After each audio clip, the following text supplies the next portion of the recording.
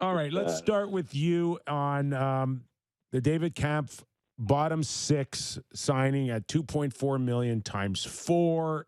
It's a number I saw months ago.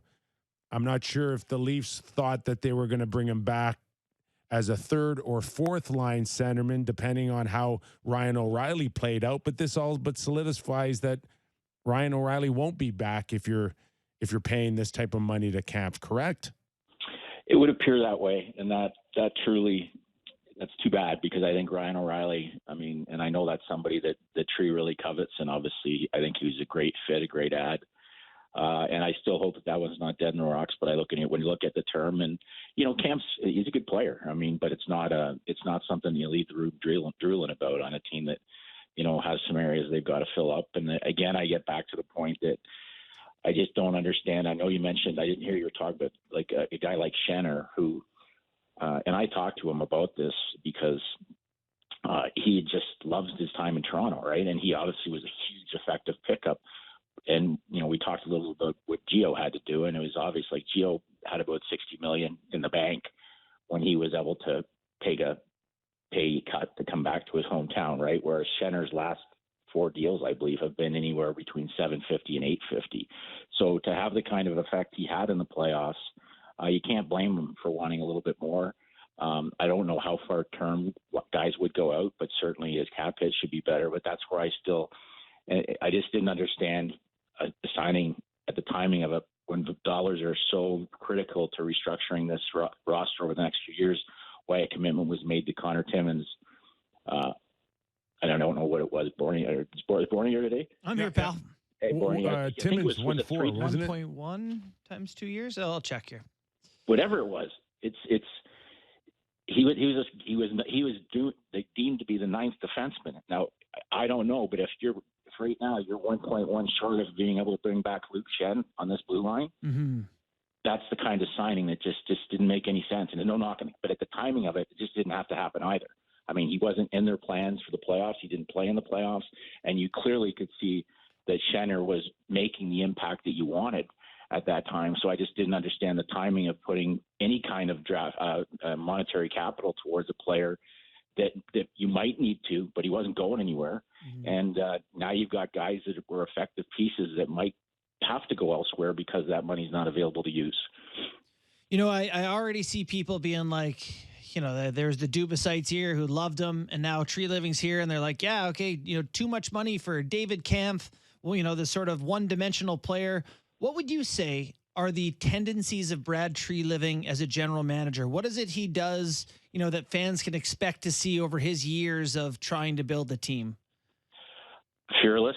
I think, again, I just look at sitting on the panel on the trade, I think it was the last few free agencies, and talking to him, and he's working, and he's got that ability to have, he's almost friends with everybody in the league. Like there's not that small little group that they kind of know that he's just going to get a trade done with them. But it'd be all of a sudden, it'd look grim, and all of a sudden Markstrom and Tanev are done. And he found a way. Now, I'm sure, I don't even know the draft guy, the cap guy was in Calgary, but I'm sure that Brandon Pridham is just MVP status right now with all the different concepts and thoughts that are being thrown out and how we can make this work. But even as bad as things were last year, that he didn't expect Gaudreau, really, him walking. They gave Gaudreau the money he wanted, and he turned it down and ends up going to Columbus. Okay? Matthew Tkachuk at least gave them an opportunity to get some assets, and as poorly as some of the assets played this year, that was still pretty remarkable to be able to come across with something for Tkachuk with what he did. And those are the kind of deals that he really has a good feel for what a team needs, and then going out and executing.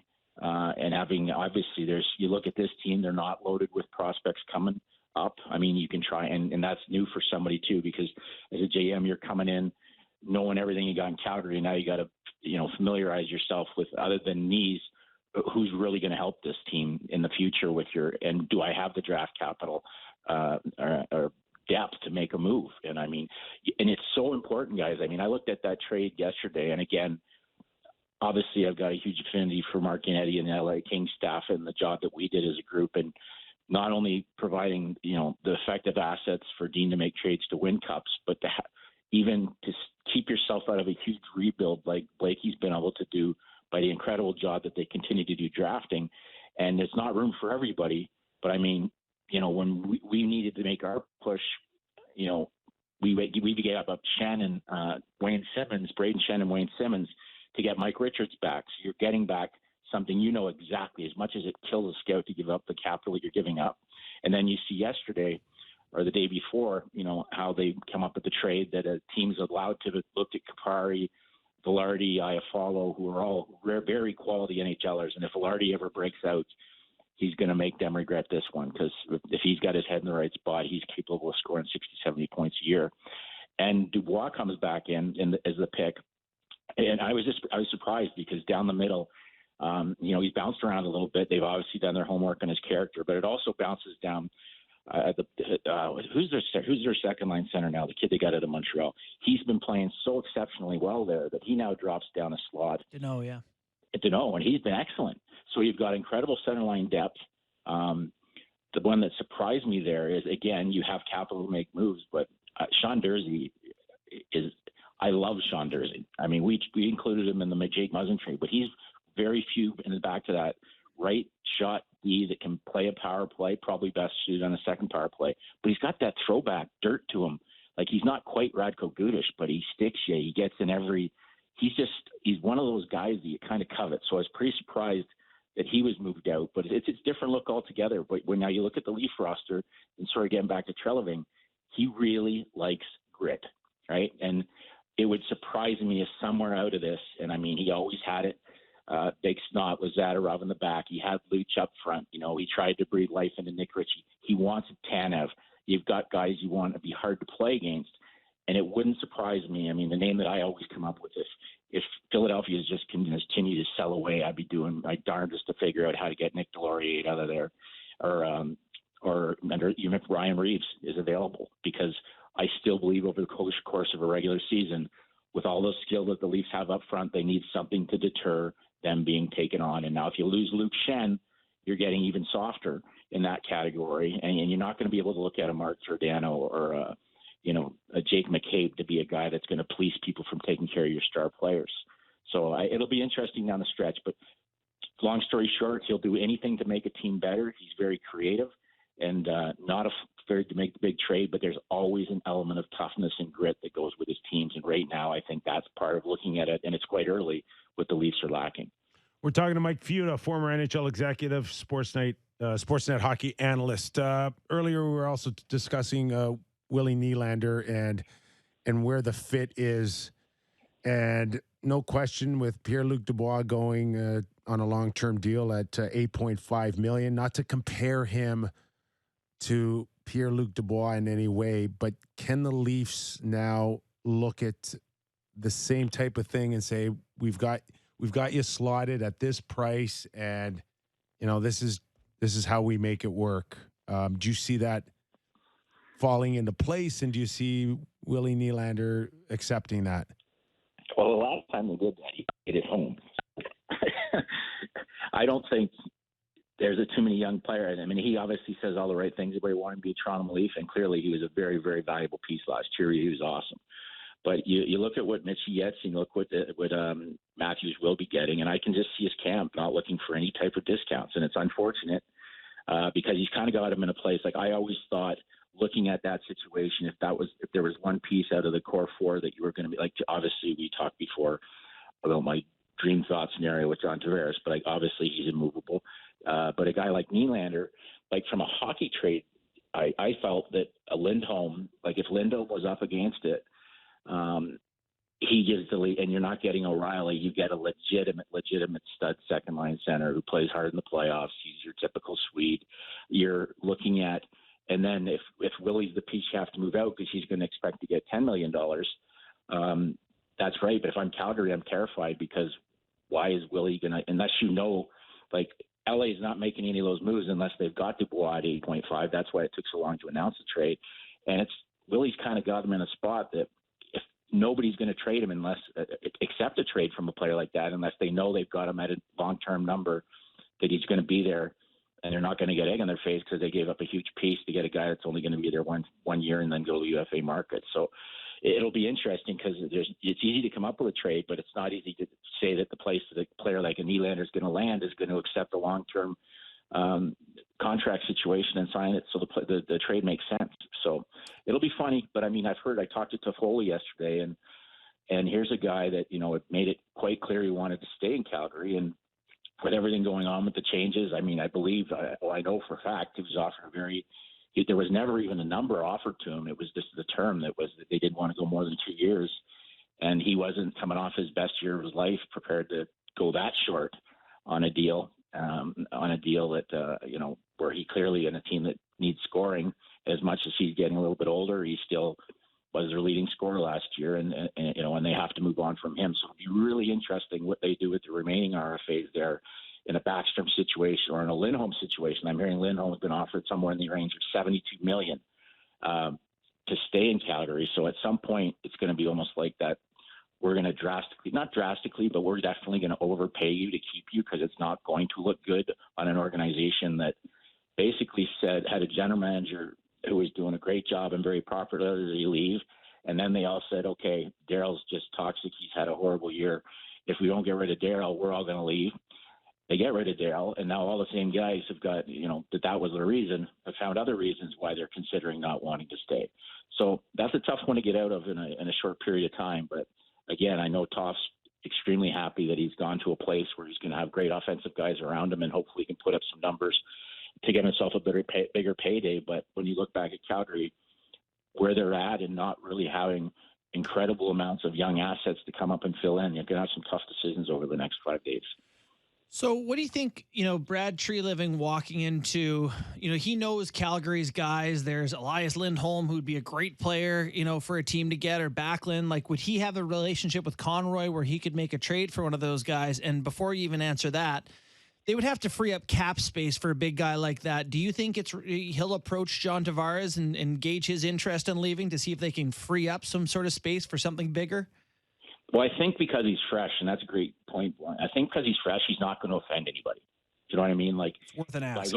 By going in and having that conversation, you're not breaking anybody's heart. Any promises made, like through the Dubas love and unless Shanny's made some promise to Tavares that's never going to happen, which I don't think that would be the case. But Brad is a straight shooter, and he's got that compassionate way of talking to a guy. Like, I know for a fact, talking to the Matthews, that it didn't take very long for Austin Matthews to have a real strong, shiny feeling about Treliving. And I've talked to and that's his ability. I mean, even from like talking to the Bobby Hastings of the world, the first time you're meeting, he's a very engaging guy. He's very intelligent. He's got a great sense of humor. There is a bit of a fact, though, that he also has a different thought on certain players in Calgary that doesn't just come across as like, God, that'd be a great fit because Brad had him in Calgary. There's certain players I know he loves, and obviously Lindholm's one of them, and as is a Backlund, and the one that it wouldn't surprise me if there was any way to go about making something work is Tanev, because he brings an element on the right side of the Leafs that, he's a better player than Shen, a little bit better player all the way around, and although he's not a fighter, he's got that nasty warrior that they kind of lack on the other side, and he's a proven playoff guy, right? I know he's banged up a bit, but if you're banged up, it's usually because you play hard. There's a lot of guys that stay healthy because they don't compete. So he's a kind of great ad. And I expect somehow out of when the dust settles here with Brad and whatever changes are made, I don't know whether there's going to be an exodus going to Pittsburgh or the staff or what have you, that there's going to be an element of grit added to this. And I truly expect Matthews to be signed to long-term. I'd be shocked if anything was done with Mitch. And again, it's just that kind of internal grading of what do you do. Like if Nylander's given you it's $10 million or nothing, that's going to be a hard one to chew on. And you guys probably know more than I. When I heard about this Karlsson deal, like the cap gymnastics that would have to go on for Karlsson to become a Leaf just amazes me to think of how they could pull that off with the cap situation. And clearly the one factor that everybody knows about is it really appears that Jake Muzzin is not going to be playing hockey anymore, and that draft capital is going to be available for them in some capacity to use. So there's a little bit more than appears on paper, but still the magic that would be required to do something from that ilk. And the one that, guys, you can tell me better. I mean, I like Joseph Wall in the playoffs last year, but I'm a little surprised about the lack of talk around Matt Murray, if there's complete faith in bringing him back for another run at it. Well, I've had my comments on the show a while ago, and these guys are looking at me like I got three heads when I said he thinks Dubas wanted to extend him. Dubas would have had him back starting next year. Well, at least one of two goalies, I can assure you. Well, then you got to figure. I mean, if Tristan Jarry's out in Pittsburgh, that welcome home, Matt. Let's go. There you Question is, will Brendan let Treliving even talk to him? Well, he's letting him sit at the draft table. At least it was a lot more amicable than it appeared. I mean, I don't know what the whole thought process behind it. I mean, and I've been there. Obviously, Trill, that was killing me tonight when the draft's on. And I mean, I've got my daughter's graduation, so I've got a huge solace in where I'm going to be tonight. But the action on the draft and the Calgary, to not let Brad sit at the table and then he comes, shooting out like a WWE Hall of Famer out of the when think they'll put a spotlight on him when he walks to the table. Like Ricky Romero coming out of the bullpen. Here comes Brad Treliving to the Leaf table, because obviously there's ways to communicate, right? And it's not like there's going to be a tap on his phone. So it's just, I don't know, whatever. It's cheesy, but c'est la vie. It's obviously tells you there's a little bit more of a sore heel open wound and with Treliving. See, I had more of a look of Major League when Charlie Sheen came out and they started blaring Wild Thing. What about a little Enter Sandman, Mariano Rivera coming in? You put a little tape on Tree's glasses there for the Ricky Vaughn. Ricky Vaughn. Go full Wild Thing. One more before we let you go. Are we going to see some teams shuffling the first round, their positioning? I think it's the best time of year for that, Kyper, and I've always thought, because people now, they're all the gray area that's gone in trading a pick at the trade deadline is out of it, right? So now you've got your amateur list in front of you. You've got the exact where these teams are picking, instead of picking a team and giving them a great player for their first round pick and they go on a tear and the pick changes 10 spots. You now can sit with your analytics guys and your staff and say, okay, now we've got this piece we want to move. Prospect A is available at 7-hole or wherever. And it just takes all the gray area that's there for you at the trade deadline about not knowing the specific player that you're going to acquire. At the draft exactly who's sitting right in front of your nose if you're going to give up capital. And I think there's going to be a lot more moving around that way. Some teams have multiple picks. Some teams have to get better players. I mean, they just need to be better. And again, it's a unique setup, but there's a lot of fun involved in that portion of it, because as you look at it, there's teams that really, really do have the pressure on them to win again next year, and there's holes that are going to require draft picks to be moved. And again, it's just so much easier to do at the draft when you know exactly what's available and exactly the slot that you're trading for. So I'm sure it'll be quite exciting.